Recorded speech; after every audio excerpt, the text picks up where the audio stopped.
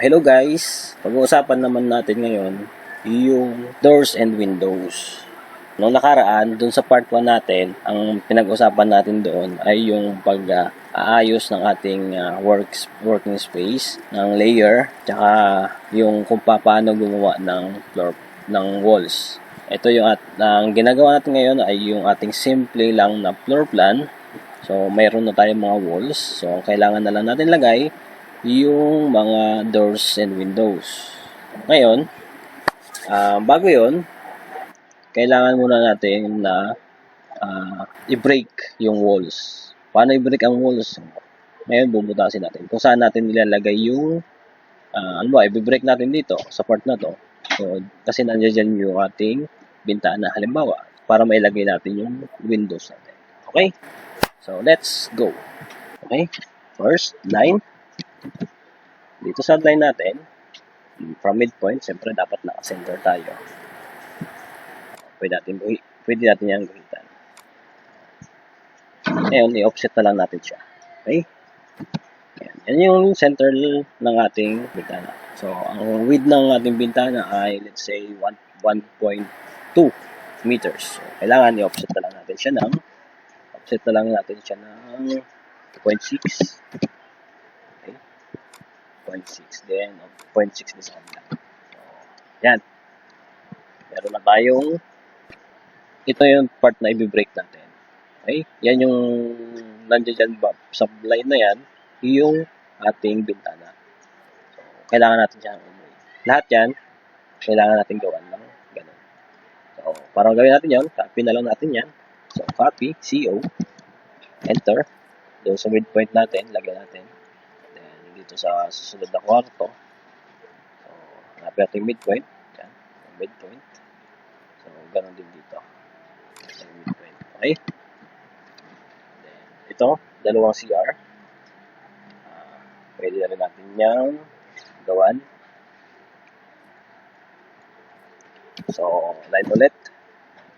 Then, CR yan. Midpoint ulit. Then, CR. Offset na lang ulit natin. Offset natin siya ng 0.3. Okay, 0.3 sa taas. Copy natin yung galang line na yun. Copy. Para dito naman sa kanila. Okay. So, simple lang. Ayan na yung ating pinaka-limit natin siya sa kanyang support na yan. So, para mabutas lang yan, PR, okay, double click, then click lang natin.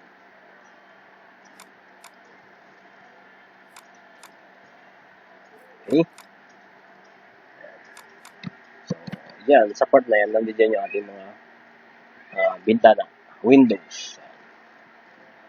Okay. And ngayon naman, yung ibang part naman ay lalagay natin yung ating mga doors. So, sa doors naman tayo. Wala dito, 0.15. Then, offset na lang natin siya. Tapos, offset natin siya ng 0.9. So, yun. Dito na po sa kabila. 0.15.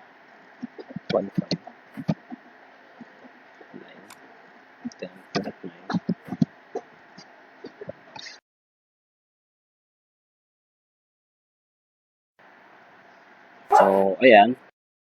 Natapos ko na pag-break ng walls para dun sa doors. At ito na yung ating walls. Kailangan na lang natin mag-insert ng mga bintana at saka ng mga pinto. Gagawa na lang. Bago tayo gumawa ng pinto, change muna tayo ng layer. Para sa layer, doors, double click lang. Activated na yung door. So, yan. Na-on na natin yung layer para sa door. So, gawa tayong line. 0.1, 0.06, 0.03. Then, another 0.0.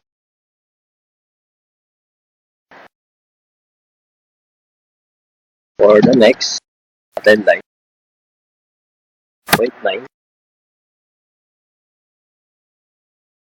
And tap mirror natin to sa midpoint. Then, gawa tayo ng circle. See? Level.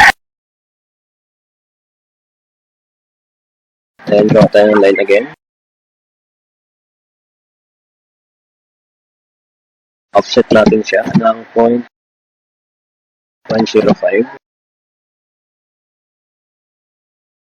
Trim na lang natin. Trim. Trim. Trim. And delete natin. Then, another. So, meron na tayong door. Gawin natin, select mo yung lahat. Then, block natin siya. Then, pangalan natin siya ng door. Door 2 na lang. Tapos, 90. Sabi ang door 1 ko ay yung main door. So, ayan. Tapos natin yung isang pinto. Ang lapad nito ay 90. Ngayon ay mirror natin siya.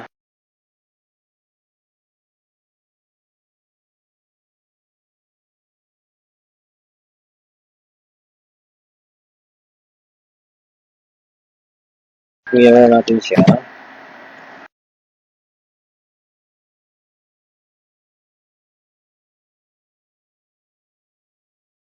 Mirror.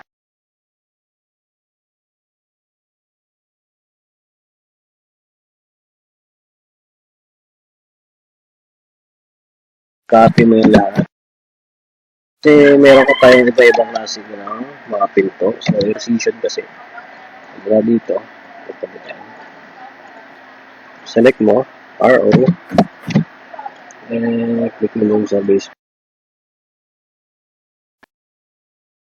Then, pwede mo na siyang i-place doon sa pwesto niya. Doon sa gusto niya. Gusto mo pwede i-pwesto. Para dito. Move na lang natin yan.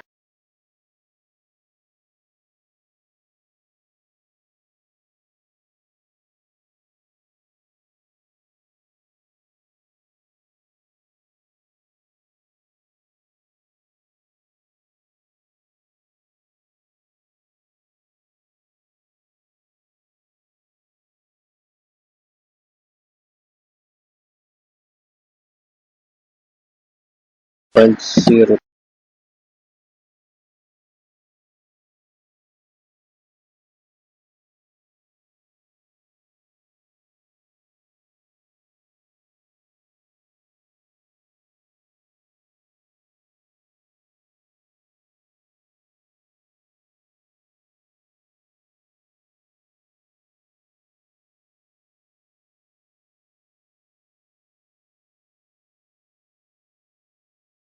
Move natin siya. Pwedeng copy, pwedeng move. Kung wala dito,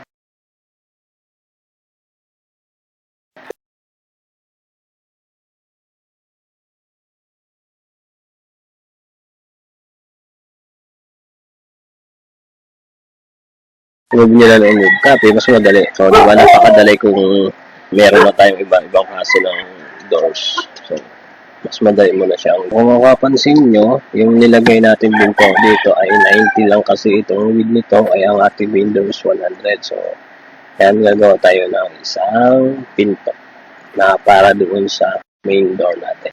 At saka doon sa CR. Gagawa tayo. Line 0.06, 0.05,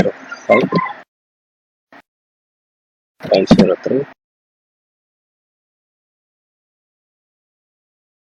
Then, tayo ng L, line. So, 1 meter. Enter. Copy. Then, mirror.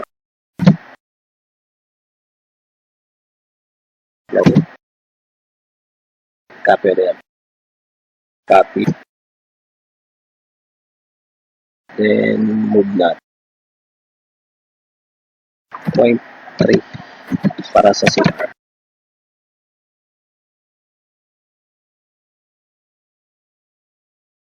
And gagawa tayo ng circle ulit from here to here. Ganon din yung isa. Then, gawa tayong line.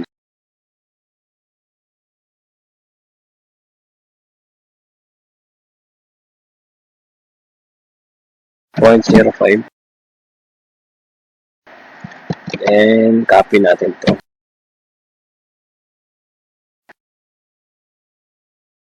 Make align. Trim na lang natin. Trim natin to.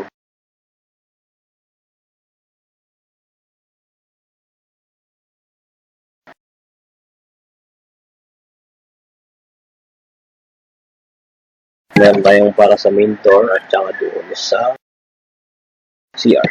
Para sa main door, block natin. Block. Door 1. Or yung main door natin. Okay?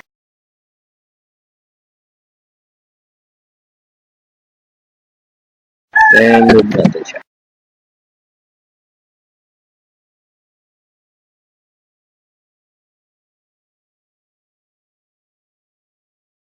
Ngayon para sa para dito naman sa ating para naman ito na CR, block natin siya.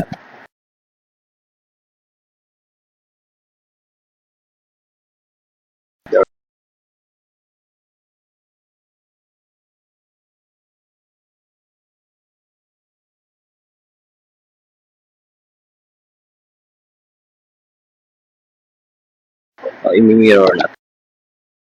Mirror.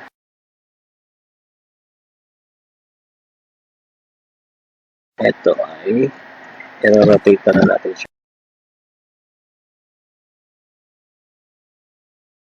Copy.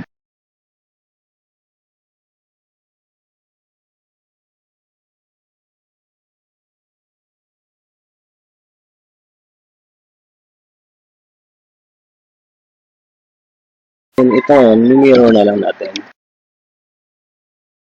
Dito sa mid. Mirror natin siya dito.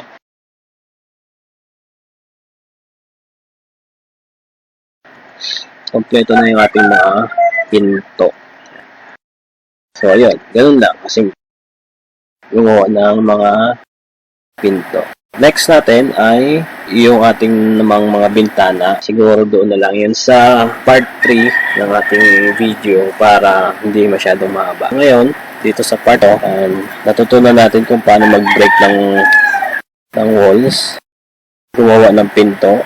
So, nagamit natin ang rotate, ang mirror, ang trim, ganun din yung layer. Sana, kung nagustuhan mo ang content ng video na ito ay pakiclick lang yung subscribe button at saka yung notification bell para lagi kang updated sa mga susunod nating video. Thank you!